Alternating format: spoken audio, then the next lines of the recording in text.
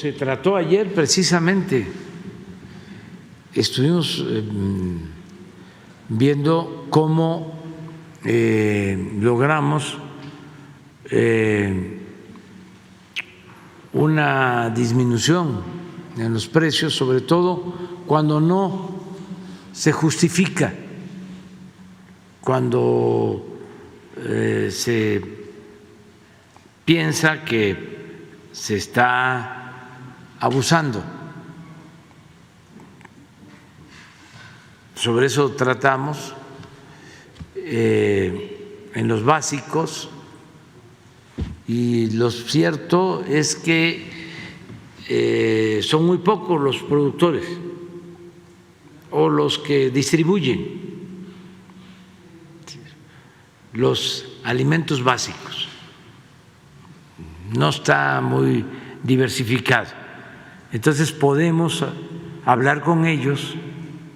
En el caso del maíz, en efecto, son dos los que tienen el 90% del mercado de la tortilla. De la harina, de maíz, sí, pero de eso depende la tortilla. Entonces vamos a hablar con los dos dueños para mostrarles el comportamiento de los precios. A ver si no te manda o si no se guardó la gráfica de lunes sobre los precios, sobre la tortilla. Esto. Préstame.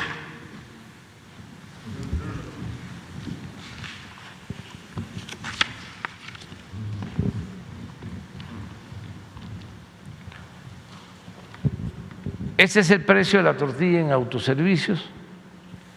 Ahí no hay problema, pero la verdad es que venden poco. La mayor parte de la gente sí compra la tortilla en las tortillerías. Este es el precio en el maíz amarillo, que se usa básicamente para el sector pecuario, porque el consumo de maíz en México para el consumo humano tiene que ver con el maíz blanco. Entonces, este es el precio en la tortillería, que va creciendo. Esto es lo que nos está preocupando. Pero va creciendo a la par de Maseca.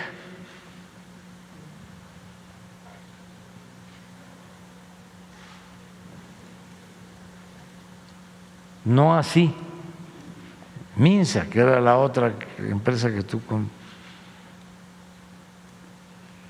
y esta es una empresa que ya tiene mucho tiempo, pero el señor Juan González yo creo que va a ayudar, porque se acordó ayer que se hable con él, que la Secretaría de Hacienda hable con él por esto.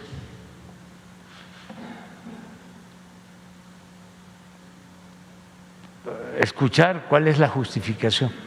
O sea, lo que no se puede, que en una época de crisis, de inflación, de carestía, se obtengan ganancias extraordinarias. Por lo general, tiene que haber negocios con ganancias razonables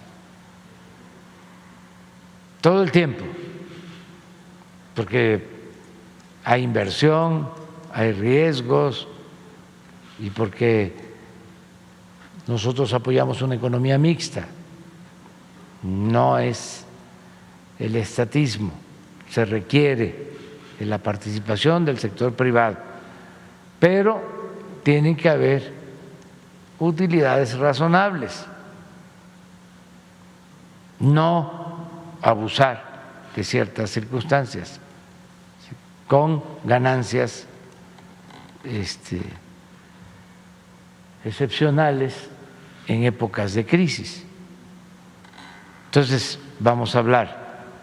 Y lo que planteas de Minsa, pues es esto, pero Minsa tiene menos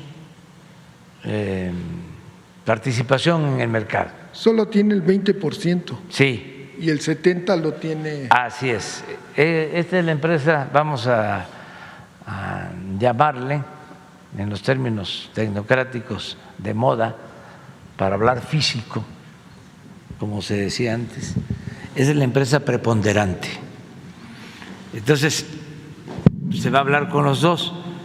De Minsa es, no sé si sigue siendo el mismo, pero era Gómez Flores, de Jalisco, que pues con los dos tenemos relaciones, y buenas relaciones, y queremos hablar con ellos para esto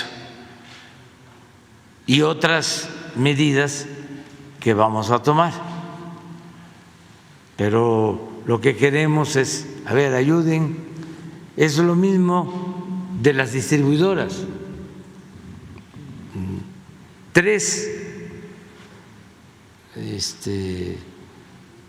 cadenas comerciales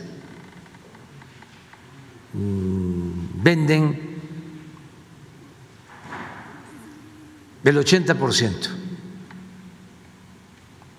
O sea, es Walmart, es Chedraui y Soriana. 3, pues también vamos a hablar con los 3 para los básicos. Y así en otros productos. El cemento. Sí, y pues todavía el cemento debe de tener como 5, 6, 8 empresas, pero aquí son 2. El atún, que a los 2 los conozco, los 2 atuneros, son 2 los principales, también entre los 2, pues también como el 80%. Y es un alimento relativamente barato y muy nutritivo. Es proteína barata. Y luego los del pollo, el huevo. Choco. Un huevo 2.50, si se mantiene así, con 2 huevos son 5 pesos, es alimento. No queremos, ¿sí?, que se vaya a las nubes. Además, hay producción y también hablar con ellos porque no queremos abrir el mercado en el caso del pollo, la carne. Sí, la fiebre aftosa hay que cuidarla por lo de la carne de Argentina, que se limita, pero también, si a esas vamos, pues no se tiene mucho control de la frontera sur y entra mucho ganado de contrabando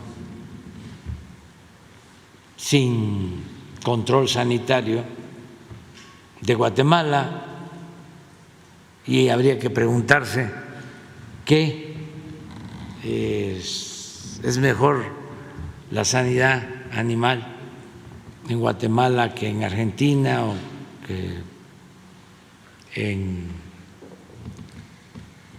Honduras,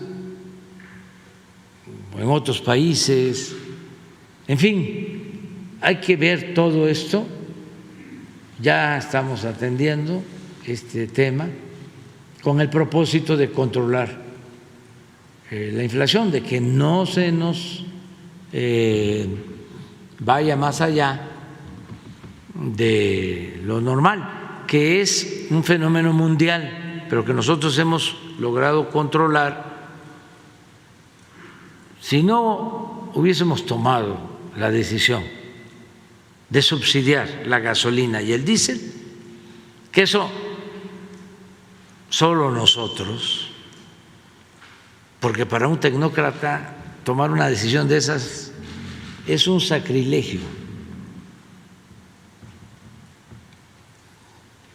Ellos tienen otras fórmulas, pero nosotros nos ha funcionado, porque sí es un subsidio que se paga, pero si no hubiésemos tomado esa decisión, tendríamos la inflación en 14% y le hubiese pegado muchísimo al ingreso popular, porque todos sabemos, o sea, no hace falta ser economista, que si sube el precio de la gasolina y del diésel, te va todo para arriba. Entonces, en la parte energética tenemos control. Donde necesitamos participar más es en lo relacionado con alimentos. Por eso, así como buscamos la autosuficiencia energética, necesitamos conseguir la autosuficiencia alimentaria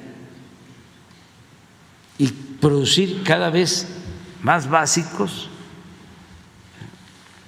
En el caso del frijol tenemos ya resuelto lo del abasto, ya está controlado el precio porque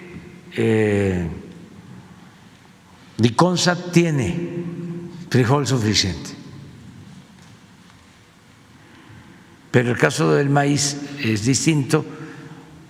Tenemos autosuficiencia en maíz blanco, nos falta la autosuficiencia en maíz amarillo, y ahí tenemos que cuidar que no haya transgénicos y que no se use maíz amarillo para consumo humano.